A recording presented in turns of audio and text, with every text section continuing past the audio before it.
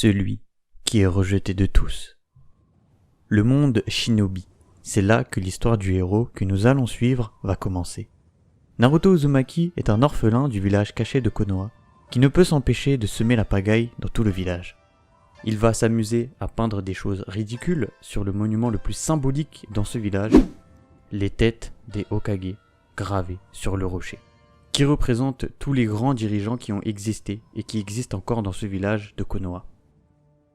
De ce point de vue-là, Naruto semble être juste un enfant qui s'amuse en faisant des bêtises dès qu'il en a l'occasion.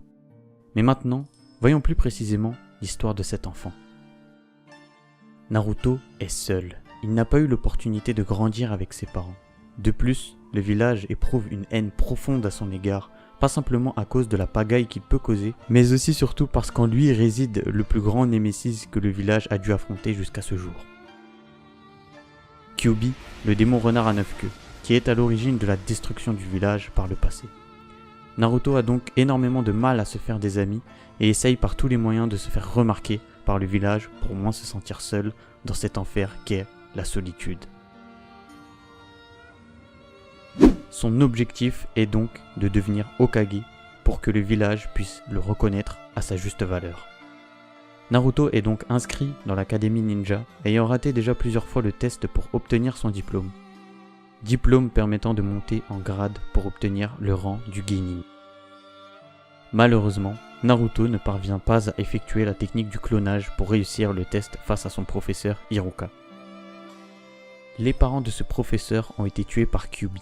Hiruka a donc du mal à gérer le cas de Naruto, d'une part parce qu'il fait énormément de bêtises, mais aussi parce qu'en lui réside le responsable du décès de ses parents.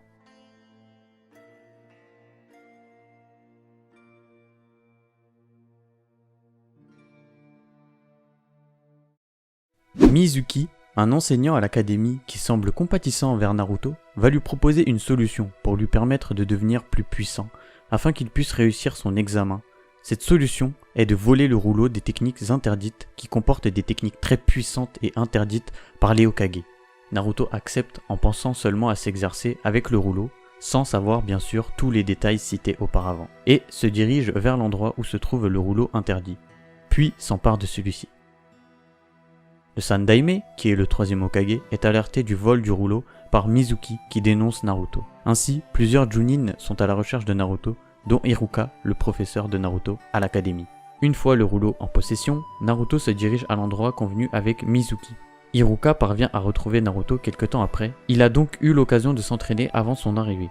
Puis Mizuki arrive également à son tour. Mizuki va révéler à Naruto qu'il possède en lui Kyuubi, et que c'est pour cette raison que le village le hait depuis tant d'années. Hiruka par la même occasion va dire à Naruto qu'il a ressenti la même chose que lui étant jeune. Malgré tout, ça ne suffit pas à convaincre Naruto puisqu'on ne sait pas si Hiruka joue la comédie pour simplement récupérer le rouleau.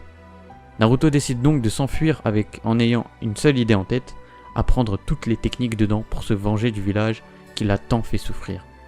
Mizuki poursuit Naruto et Hiruka décide de le protéger et on a là l'une des scènes les plus marquantes du manga.